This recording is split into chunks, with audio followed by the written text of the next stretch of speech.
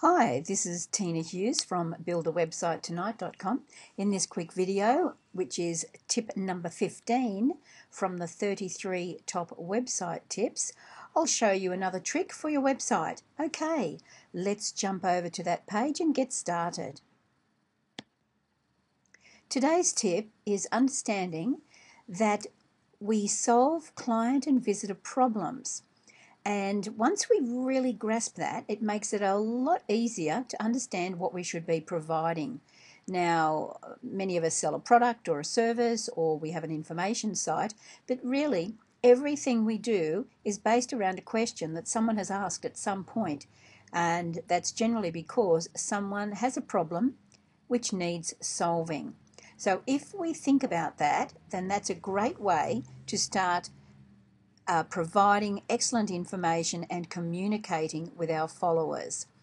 Now, especially whether we're writing a newsletter or whether we're writing a web page, always remember that if you write as though you're solving a problem and providing the solution, then people will really want to follow you even more.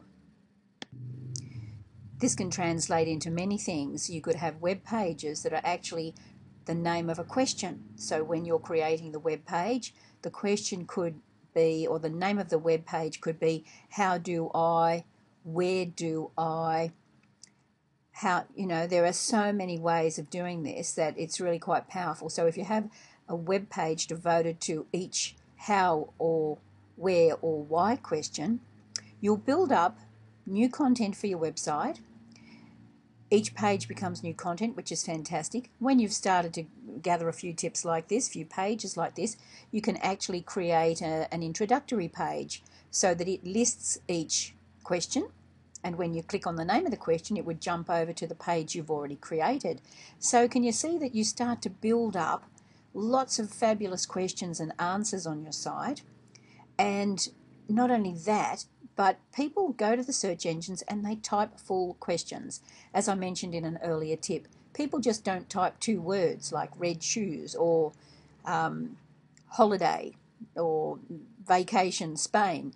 They want to narrow it down to something that they really, really need, like how do I make, how do I find, where do I locate something? So it'll be quite a few words in the question. So that's okay to use those in the name of your web page and in the article names that you're going to write. So always try to show how to solve the problem.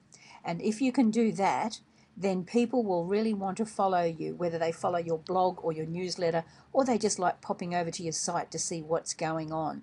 So the key is communication. This is the key to everything related to your website, building up a community of followers who like what you have to say.